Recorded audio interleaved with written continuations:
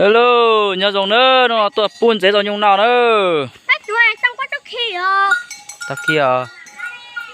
Cháu bắt đi nè, cho nhung nào. bác chú ơi, trong có chút khi Hả? bác khi xong. Em bác chú à? Chỉ chúa à? Tôi. Anh. Cứ. Đó à. Nào nữa. Tụi cá chi, hết cá chi. Đấy cá tông pui áp ít lúc cá. Cha tụi mà bắt đi pui luôn. Bác thấy bác chú thì bác thấy bác chú. Nè, đừng đừng hồ. Mẹ chỉ một luôn. Tới như có xiềng mình cảm thấy nó Nhớ nó trời mất khi nào mà. bác thấy bác chú hoa mà mất à. Nên mà thấy à. Thấy cái này. Nó tới cái gì vậy nó ta. Phát tao lấy chân giấy thôi. Phát tao đâu lùi dạng này.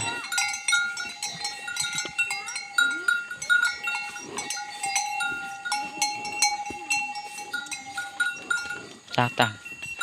Bảo nó. Cho tao biết cá mà thì tao dạy cho. Là nó hấp bò. Chị hết này chờ chị lo tụi chưa chân chưa mà. Nhưng mà ta ít thật tình một tế này. Thế mà khi chứ là tụi bà cố chỉ khía bò chỉ ở kia nó chỉ mua đi bò. Chị khé này. Ba là kia.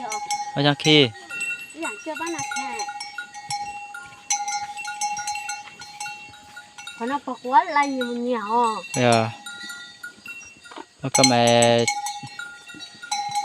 tao lại xin để mà lại giá còn chỉ đủ luôn cho cô. Nó giá ngon.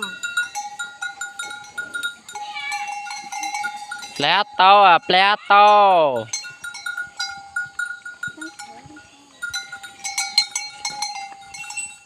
hình giấy nữa làn giải nữa làn giải tuần này tao cả kén nhìn tao hay chi rồi nè cơ chỉ cả nhung là tao cọ là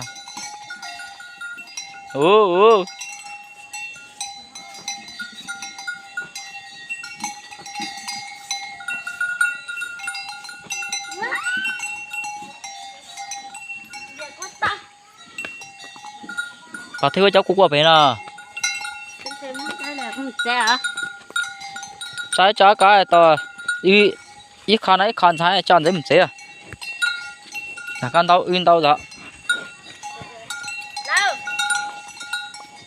to miếng cá to chưa ra năm thằng à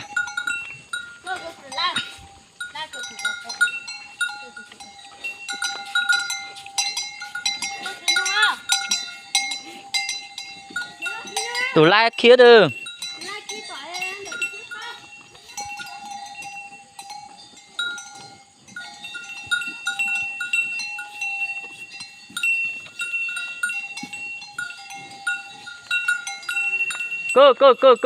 cơ